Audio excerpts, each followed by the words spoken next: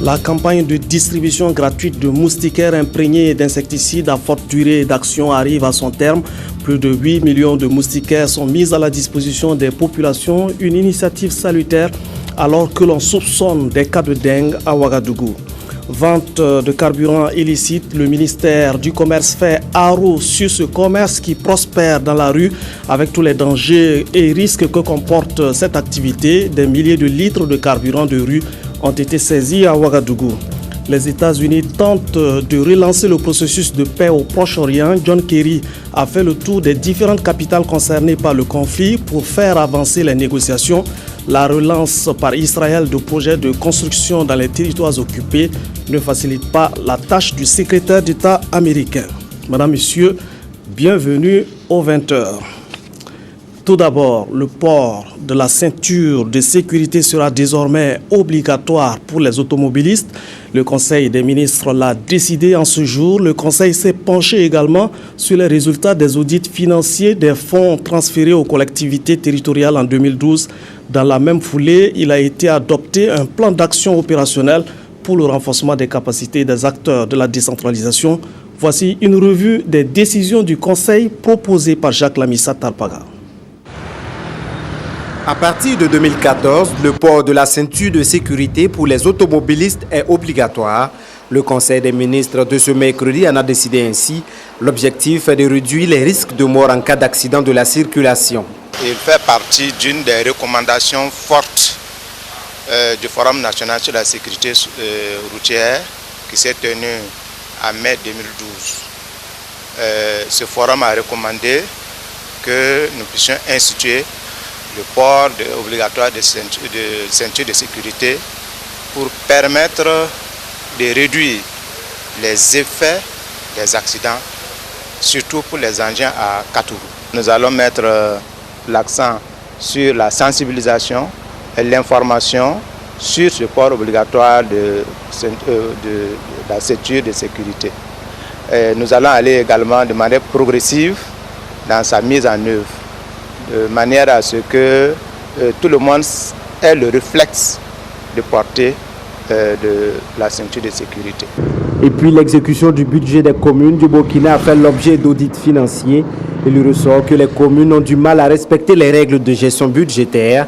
En 2012, ce sont plus de 6 milliards de francs CFA qui ont été transférés aux collectivités locales. L'État s'est engagé à transférer des compétences aux communes. Et en transférant les compétences, il fallait aussi transférer des ressources. Et afin de nous assurer que ces ressources transférées sont bien utilisées, sont bien gérées, chaque année, l'inspection générale des finances procède aux audits de ces fonds transférés. Et le rapport que nous avons soumis, c'est l'audit réalisé en 2013 et qui a porté d'abord sur les systèmes de contrôle interne, c'est la gestion administrative même de ces fonds, mais aussi sur la gestion financière et comptable des fonds transférés en 2012. Ça a couvert une centaine de collectivités territoriales. Comme principale conclusion qu'on a pu relever, c'est que d'abord l'évaluation du système de contrôle, tout comme l'évaluation de la gestion financière et comptable, a démontré quand même qu'il y a de bonnes pratiques que les communes ont eu à initier, qu'il faut encourager. Mais aussi il y a des faiblesses qui méritent qu'on puisse les corriger. Second constat, c'est même l'utilisation, le taux d'exécution du budget qui a été transféré. Et à ce niveau, on a pu noter que c'est autour de 79% le taux d'exécution. C'est un peu juste au-dessus de la moyenne. On a essayé de comprendre et parmi les raisons avancées, c'est qu'il y a eu parfois un transfert tardif des fonds. Il y a la question des marchés publics qui revient. Il y a même la question de la qualité des réalisations. Une des solutions se trouve dans le plan d'action 2013-2014 adopté en Conseil des ministres pour le renforcement des capacités de l'ensemble des acteurs de la décentralisation au Burkina Faso. Le plan d'action que le gouvernement vient d'adopter concerne, ou du moins comporte, 43 actions à mettre en œuvre.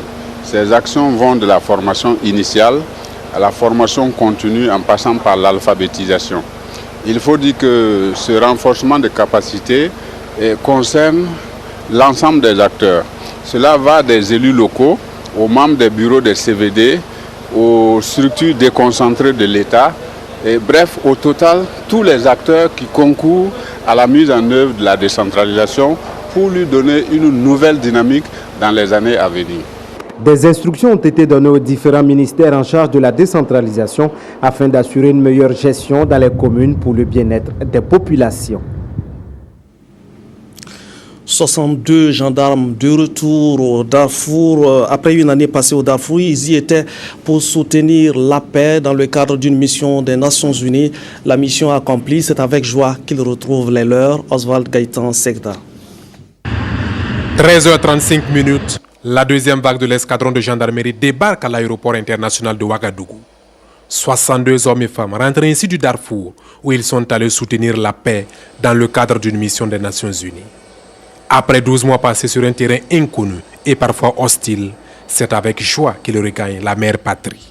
Des sentiments de joie de retrouver les nôtres, sentiment de fierté d'avoir accompli une mission noble et aussi en tant que militaire, le sentiment d'un devoir accompli. La mission s'est très bien déroulée, tout s'est bien passé. C'est une mission militaire, on l'a accomplie militairement. Je suis fière aussi d'avoir participé à une mission contribuant à soutenir la paix en Afrique. Cette vague de 62 gendarmes porte à 125 l'effectif de l'escadron rentré du Darfour. Dès demain, ils vont subir une visite médicale, puis suivra le processus de démobilisation. Le secrétaire général de l'Organisation des Nations Unies, Ban Ki-moon, est à Ouagadougou depuis moins d'une heure. C'est aux environs de 19 heures passées qu'un temps universel que l'avion du système des Nations Unies amenant le secrétaire général s'est posé à l'aéroport international de Ouagadougou. Vous avez là les images. Il a été accueilli à sa descente d'avion par le Premier ministre Luc Adolphe Thiaw. Ban Ki-moon, qui est à Ouagadougou dans le cadre de la stratégie intégrée des Nations Unies pour le Sahel, est accompagné par les présidents de la Banque mondiale, de la BAD, de l'Union africaine et du commissaire de l'Union européenne. Dans le salon d'honneur, Ban Ki-moon a eu un bref entretien avec le Premier ministre avant de rejoindre son hôtel à Ouaga 2000. Demain, le secrétaire général des Nations Unies aura plusieurs activités, dont une rencontre avec le chef de l'État, le président du Faso, et les membres du gouvernement. Nous y reviendrons avec des reportages détaillés de ce séjour de la mission onusienne conduite par son patron. Demain, 7 novembre, les 45 hauts commissaires du Burkina ont rendez-vous à Manga pour parler du rôle de cette haute autorité provinciale dans la prévention et la gestion des conflits. Le ministère de l'administration territoriale renoue ainsi avec la conférence annuelle des hauts commissaires, qui était une tradition il y a 10 ans. À cette époque, le haut commissaire était tout puissant dans sa circonscription. Qu'en est-il depuis l'arrivée des gouverneurs? Quelle est la place du haut-commissaire aujourd'hui? Nyakite Da a voulu en savoir en allant à la rencontre du haut-commissaire du Kourouégo.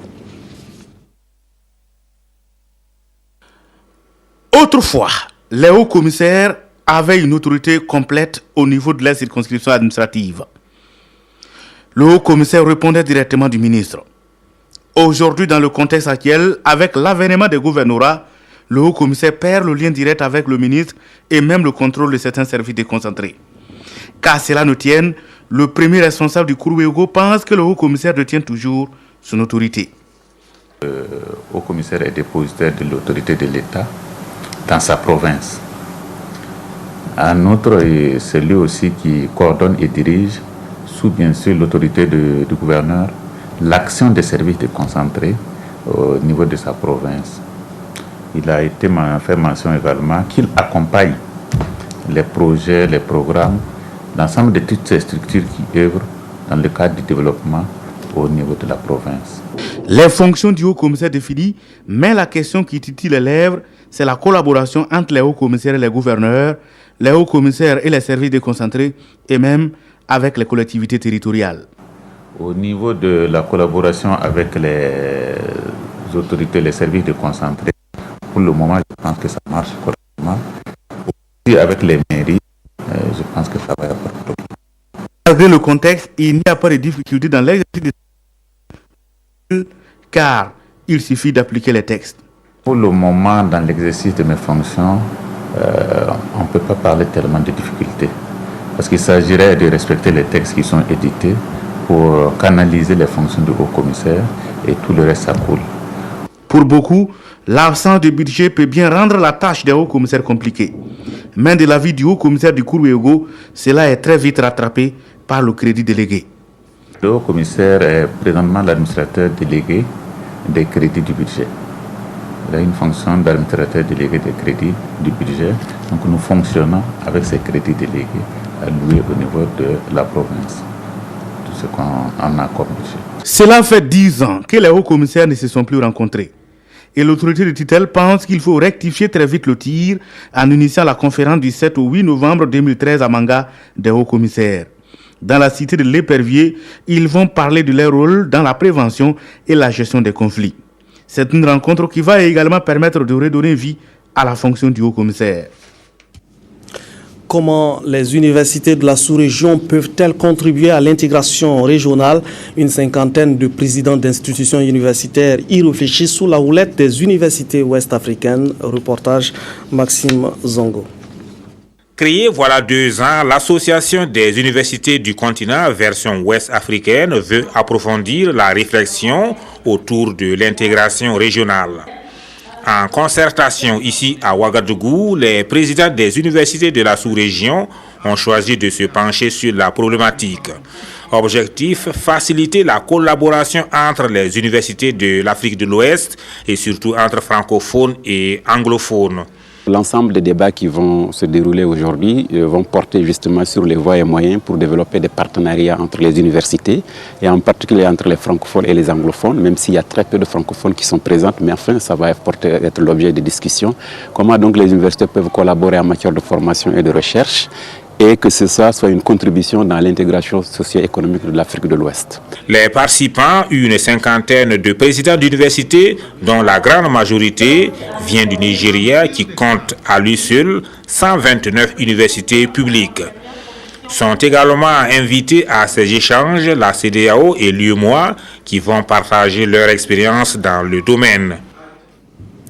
Les parlementaires sont désormais assez bien outillés pour apprécier les dossiers relatifs à la gestion des ressources minières. À l'issue d'un atelier d'information sur le secteur des mines, ils ont appréhendé les forces et les faiblesses des ressources, de la gestion des ressources minières. Ils recommandent du reste une meilleure organisation et encadrement de l'orpaillage et la mise en place d'un fonds minier. Kwame Bama et Anna Lucie Kéré.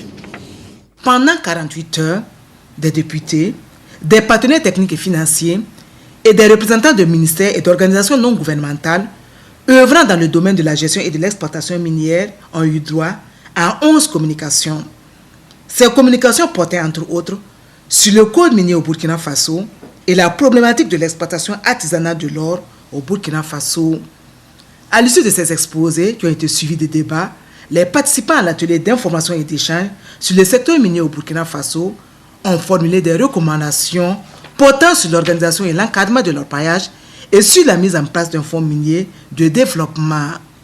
Nous avions trouvé nécessaire que dès à présent, il est bon de mettre en place un fonds minier qui va nous permettre d'investir dans les différentes localités où on a découvert la mine et même dans les autres localités. Les députés sont à présent nantis de nouvelles connaissances pour examiner notamment le projet de loi portant la lecture du code minier qui leur est soumis pour cette session parlementaire. On peut dire qu'on n'a pas eu tort d'initier ces journées. Le déficit de connaissances et d'informations sur le secteur, les dangers et défis, les rapports entre les différents acteurs, tous ensemble ont reconnu que le secteur mérite beaucoup plus d'égards, surtout beaucoup plus de concessions.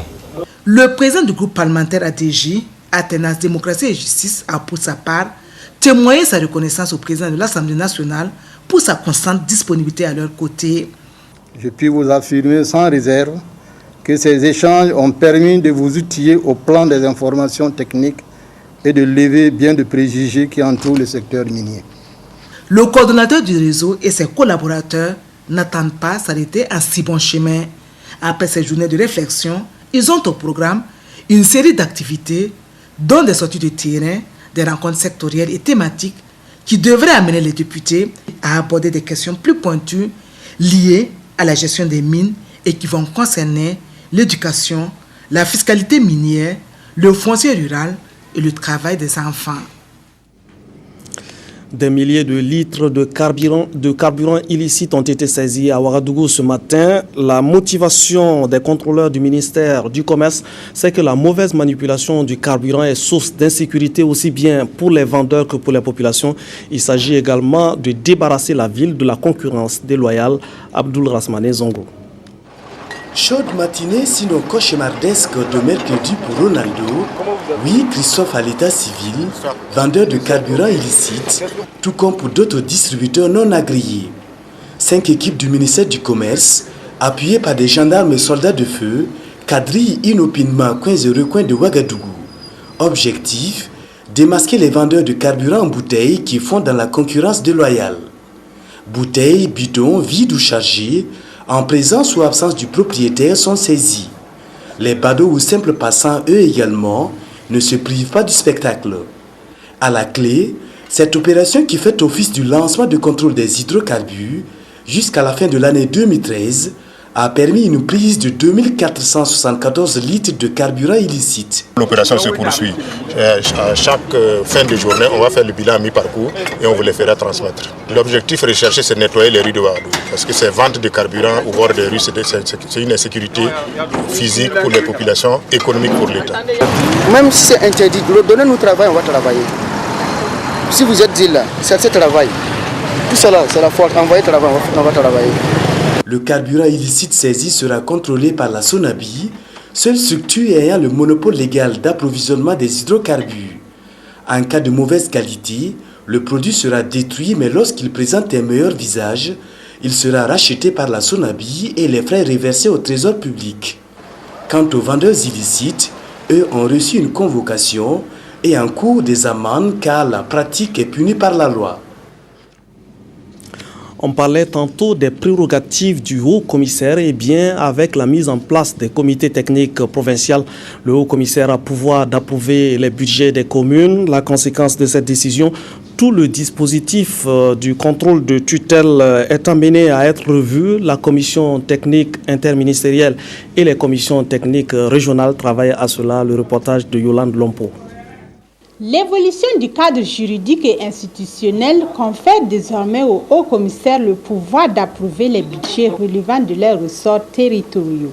Et la présente rencontre qui vise une harmonisation de la compréhension des textes de la décentralisation devrait aboutir à une redéfinition des rôles des différentes commissions. Parce que vous savez, les communes n'ont pas l'expérience, donc il faut un encadrement.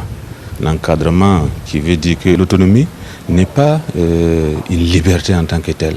L'État doit contrôler, l'État doit suivre la gestion, en tout cas, de ces collectivités territoriales afin qu'elles puissent justement remplir convenablement leur mission. Il faut alors revoir les attributions justement de la commission technique régionale et de la commission technique interministérielle, qui c'était ces deux structures qui approuvait les budgets, la CTI qui approuvait les budgets des conseils régionaux et la CTR, la commission technique régionale, qui approuvait justement les budgets des communes. 5e rencontre du genre se tient en 2 sessions et celle du plateau central regroupe 7 régions. Dans le but de permettre aux différents acteurs de mieux accompagner les collectivités territoriales, la seconde session se tiendra du 18 au 20 novembre 2013 à Kourou et devrait concerner les 6 autres. Une vingtaine d'associations féminines travaillant dans la transformation agroalimentaire étaient à l'école du marketing et du management, des techniques qui devraient aider à mieux valoriser les produits agroalimentaires sur le marché et à leur donner plus de chances de compétitivité. Reportage Touboum Evelyne Dabiré. Du couscous de maïs, de riz, du sirop de bissap ou des biscuits de pain de singe, ce sont entre autres les principales transformations faites certaines associations féminines de Ouagadougou. Mais l'écoulement de ces produits se heurte à une rude concurrence. Ils ont besoin de compétences dans le marketing de leurs produits et dans le management de leur entreprise. Je pense que c'est surtout parce qu'elles n'ont pas la technique de marketing concernant leurs produits. Et comme il y a beaucoup de compétitivité concernant ces produits-là, donc c'est pour ça que ça n'avance pas.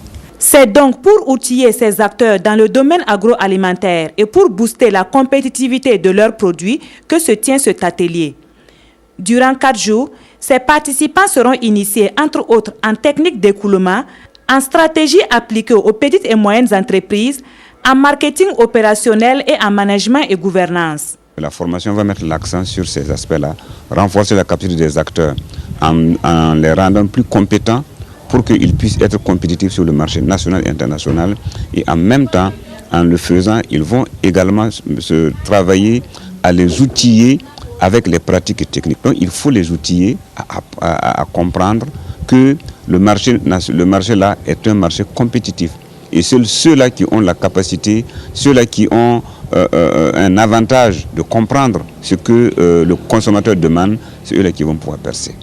Cette formation, initiée par la direction de la valorisation du ministère de la Recherche scientifique et de l'Innovation, se tient à Kombisiri du 5 au 8 novembre 2013. Des cas probables de dengue sont enregistrés à Ouagadougou. Les résultats de laboratoire devraient confirmer ces cas suspects. C'est une maladie d'origine virale transmise par les moustiques pour laquelle il n'existe pas pour l'instant un médicament. C'est en cela que l'utilisation de moustiquaires imprégnés s'avère salutaire. 90% de la population en ont reçu de la part, dans le cadre de la campagne de distribution gratuite de moustiquaires. Les autorités sanitaires font le point de cette campagne dans ce reportage signé de Lazare Pouya. 3 points essentiels ont constitué le plat de résistance de ce point de presse avec le ministre de la Santé et ses partenaires. D'abord, le bilan de la deuxième phase de la campagne de distribution gratuite des moustiquaires imprégnés d'insecticides à longue durée d'action Milda, débutée le 11 juillet dernier à Dédou. À ce jour, sur les 9 600 000 moustiquaires acquises, nous avons distribué 8 853 000 moustiquaires. De tous les ménages dénombrés, 90% ont donc déjà reçu les moustiquaires. À l'heure actuelle, seul le district de Boulmibou n'a pas encore procédé à la distribution de ces moustiquaires. Et j'informe que à partir du 7 novembre, donc à partir du jeudi, l'opération pour le dernier district qui est Boulmibou va avoir lieu. Ensuite, dans le cadre de la coopération entre la République de Cuba, la commission de l'UEMOA, la commune de Ouagadougou et le ministère de la Santé, un projet de lutte contre le paludisme par l'utilisation des biolarvicides à Ouagadougou est en cours. Le dernier acte de ce point de presse qui a retenu l'attention des journalistes, c'est le cas de la dengue signalée dans la ville de Ouagadougou. À ce jour, 111 cas suspects, dont 33 cas confirmés de dengue, ont été signalés sur toute l'étendue du territoire national. Le centre hospitalier universitaire Yalodo Ouedraogo seul dénombre 7 cas suspects, dont 5 confirmés de dengue, avec malheureusement 2 cas de décès. La dengue est une maladie virale transmise par un moustique. Les symptômes de la dengue sont similaires au paludisme et se manifestent à travers la fièvre, les maux de tête, les douleurs articulaires et musculaires, les vomissements et parfois d'hémorragie. Il existe 4 types de virus responsables de la dengue. La dengue sévit dans les zones urbaines et périurbaines. La dengue a ceci de particulier dans une forme. C'est la forme dite hémorragique.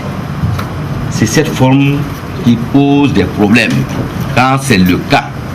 Parce qu'effectivement, si elle est hémorragique, cette hémorragie peut être d'intensité de façon à compromettre à l'individu. Et cette hémorragie peut siéger à n'importe quel endroit de l'organisme.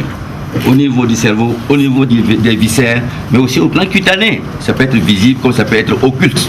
C'est cette forme-là qui pose des problèmes et qui est cause de mortalité. Habituellement, les gens ils rencontrent des cas de paludisme, on traite comme c'est un tableau qui se superpose, mais les gens ils traitent, mais ce paludisme ne s'en va pas. Voilà. Au cours du traitement du paludisme, il y a le traitement qui est spécifique, mais il y a le traitement symptomatique. C'est l'aspect symptomatique là qui calme la dengue. dans ces manifestations, on croit qu'il y a un recul. Lorsque vous traitez, que vous voyez que ça ne parle pas, parce que quand c'est le palu, ce traitement symptomatique s'associe au traitement spécifique, tout s'arrange. Dans le cas où vous rencontrez la dengue, le traitement symptomatique, puisque c'est associé à un traitement spécifique du paludisme, or ce n'est pas le cas, évidemment vous voyez que ça revient, ça récidive, ça ne part pas. En attendant de trouver une solution, il est important de dormir sous moustiquaires imprégnés d'insecticides et d'éviter les piqûres des moustiques. La Caisse nationale de sécurité sociale sensibilise les populations de l'intérieur sur la prévoyance sociale. À Fadam Gourma, la CNSS a présenté les avantages de l'assurance volontaire. Elle a décliné également les offres et les prestations de la Caisse. C'est le cas par exemple de l'octroi des allocations familiales, les allocations prénatales et les prestations de maternité. Le reportage est signé de Jacques Lamissa Tarpaga. Ces petits commerçants au bord des routes peuvent eux aussi assurer leur vieux jour en s'assurant à la Caisse nationale de sécurité sociale. C'est la principale information que les responsables de la CNSS apportent aux populations de la région de l'Est. La communication, on ne va jamais se lasser de la faire. Nous sommes du reste à notre 6e conférence régionale et nous comptons la poursuivre dans les autres régions. Nos attentes sont multiples. D'abord, inviter les employeurs qui ne sont pas à jour à se conformer à la législation. Comme vous le savez, le financement de la sécurité sociale est essentiellement dû aux cotisations de ces employeurs. Et si d'aventure ceux-ci ne payaient pas leurs cotisations, la Caisse ne serait pas en mesure de faire face à ses obligations. Au cours de cette conférence régionale, la CNSS dévoile aussi l'ensemble de ses missions et il s'agit essentiellement de la prévoyance sociale, un message bien reçu par les autorités de la région. L'importance de cette activité me paraît évidente. En effet, la Caisse nationale de sécurité sociale abat un travail extrêmement important depuis un bon nombre d'années maintenant en faveur des assurés sociaux, donc des Burkinabés et de ceux qui vivent au Burkina. Mais force est de constater que ces missions ne sont pas toujours bien connues des administrés. Et donc cet exercice de communication sociale vient à point nommé pour corriger cette lacune. La Caisse nationale de sécurité sociale entend ici apporter sa contribution à la lutte contre la pauvreté en offrant ces services qui permettent de pérenniser les revenus des assurés sociaux. L'ONG Terre des Hommes offre à la région de la Boucle du Mouhoun une unité de prise en charge interne des enfants malnutris ainsi que du matériel médico-technique et des moyens de transport. L'inauguration du bâtiment et la remise des dons de matériel a eu lieu hier, mercredi. Reportage Isaïe Parkouda. Une épine de moins au pied de la direction régionale de la santé de la Boucle du Mouhoun. Elle a reçu de l'ONG Terre des Hommes une unité de prise en charge des enfants atteints de malnutrition, un véhicule et du matériel médical. Une action qui vise à améliorer l'état de santé des populations de cette région dont le taux de malnutrition est élevé. Avec la venue de l'unité, il y a maintenant une prise en charge en interne qui fait en fait le bonheur de la population parce que là, ils n'ont plus à aller au niveau des CHR. Et deuxièmement, ça a encore renforcé en fait la compétence des agents qui se trouvent dans le centre. L'ONG Terre des Hommes n'est pas à sa première action.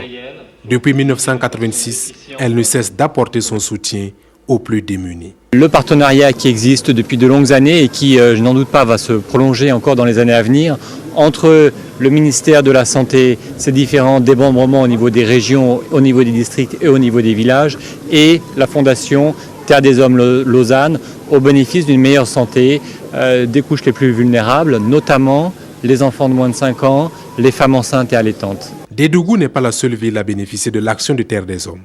Tougan et Thomas ont vu également leur centre réhabilité.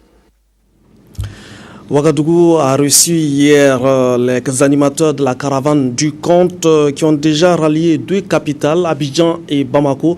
Ce projet culturel est porté par l'Institut Goethe qui s'engage pour la promotion du conte dans la sous-région. Seydouzon et Etienne Basenga. Sur scène, Rachel Koulibaly raconte une histoire d'amitié entre la lionne et la biche. Conteuse Elle reprend le chemin de la maison.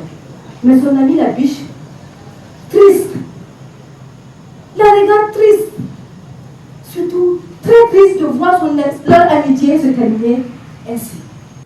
À travers ce conte, la narratrice véhicule un message de paix, de solidarité et d'amour. C'est une caravane du conte organisée par le Centre culturel allemand qui est à sa 3e édition. Goethe Institut dit avoir initié ce festival pour susciter la prise de conscience sur l'entretien et la protection de l'oralité en voie de perdition. C'est la promotion du conte en tant qu'art oral. La tradition de l'oralité est très forte, donc ce projet veut soutenir le valeur de cette grande art. Le conte, c'était une école. Et c'est là que les enfants apprennent le savoir-vivre, le savoir-être, l'histoire, la géographie, tout est dans le conte. Et le conte, c'est une école de sagesse. Donc pour moi, c'est une tradition qu'on ne doit pas laisser tomber. Ouagadougou est la 3e étape de cette caravane après Abidjan et Bamako. La caravane va clore sa tournée à Lomé, toujours avec le même objectif, promouvoir cette tradition orale dans la sous-région. Le tournoi international de handball pour les zones 2 et 3 a débuté hier mardi à Ouagadougou au Palais des Sports de Ouaga 2000. Des 2 confrontations prévues, le Niger a dominé le Togo par un score de 33 à 28. Les étalons cadets en match d'ouverture ont marqué leur première sortie par une défaite face aux écureuils cadets du Bénin. Reportage Yacouba Ouedraogo. Les étalons handballeurs n'ont pas fait le poids face aux écureuils du Bénin dans ce premier match du tournoi international de handball des zones 2 et 3. Dans les 3 fois 20 minutes, avec un système de défense imposé de 1-2-3 pour les premières vingtaines, les protégés de Damien Sirima n'ont véritablement existé que dans la deuxième vingtaine où ils ont réussi à refaire leur retard pour être à égalité de 20 partout, après avoir été menés 12-5 à la première vingtaine. Jean-Noël Kambou et ses coéquipiers sombrent totalement dans la 3e et dernière partie du match face à une défense béninoise très agressive et bien organisée dans un système de 6-0. Les étalons s'inclinent sur le score de 26 à 33 pour les écureuils du Bénin. Dans le second match qui a opposé le Niger en vert et blanc et le Togo, c'est le MENA qui mène les opérations de bout en bout avec un intenable Maouli Hassan au-dessus de ses adversaires. Et même la volonté du portier togolais Brice Black qui monte pour créer le surnom en fin de partie n'a pas suffi à sauver les siens. Le MENA l'emporte sur le score de 33 à 28. Ce tournoi se veut être une école de hand avec la présence de 2 experts français, dont Daouda Karamboué, ancien portier de l'équipe française de handball, champion du monde et champion olympique. Cette compétition ne concerne que les jeunes de 18 ans et moins. Mais ce critère d'âge ne semble pas respecté. Je déplore encore quand même, comme d'habitude, on sait très bien que chez nous en Afrique, on a souvent des problèmes d'âge au niveau des équipes, surtout des équipes jeunes. Comment peut-on faire progresser notre équipe nationale si au lieu de mettre des jeunes, on met des personnes plus vieilles? Les matchs ont été très enlevés. Et donc bravo à l'équipe du Bénin qui a gagné son premier match, bravo à l'équipe du Niger qui a gagné son premier match. Et on constate que le niveau en tout cas est très élevé. Je pense que les objectifs sont atteints et on se prépare pour la deuxième journée. Le tournoi international de handball des zones 2 et 3 regroupe 6 pays dont le Mali. Absent et pour ce soir, le Ghana effectue sa première sortie face au Togo. Et juste après à 18h, le Burkina affrontera le Niger. Avant de nous quitter, cette triste nouvelle qui affecte la RTB, Aminata Zerbo, standardiste à la retraite à la télévision du Burkina, elle n'est plus. Elle a tiré sa révérence hier au CMA du secteur 30 des suites de maladie. Elle a été conduite à sa dernière demeure ce mercredi au cimetière de Gunguin, accompagnée de ses parents, amis et collègues. Bouma Nebié. Elle est partie à jamais. Aminata Zerbo, notre collègue standardiste à la radio-diffusion télévision du Burkina, est décédée hier mardi au CMA du secteur 30 de Ouagadougou. Elle a été inhumée cet après-midi au cimetière de Goungé. C'était en présence de parents, collègues et amis. Notre chère mère regrettée, nous n'avons pas beaucoup de mots à dire, simplement la remercier pour tout ce qu'elle a fait pour nous. Elle a été une mère exemplaire pour nous. Elle a participé à notre éducation et à notre formation. Nous la disons merci et que son âme repose en paix. Madame Zerbo Tentarbo était pour moi une collègue. Vraiment, elle était devenue pour moi une sœur. Elle aimait présenter avec les gens même. J'ai appris la nouvelle brutalement comme ça, vraiment. Ça nous a choqués, mais on n'y peut rien. Que la terre lui soit légère, que son âme repose en paix. Aminata Zerbo est née en mai 1957 à Banfora. Elle a servi à la RTB comme standardiste. Et c'est une année après sa retraite qu'elle a été emportée par une courte maladie. Elle laisse derrière elle 2 enfants. Que la terre lui soit légère. Paix à son âme, c'est la fin de cette édition. Merci de nous avoir suivis.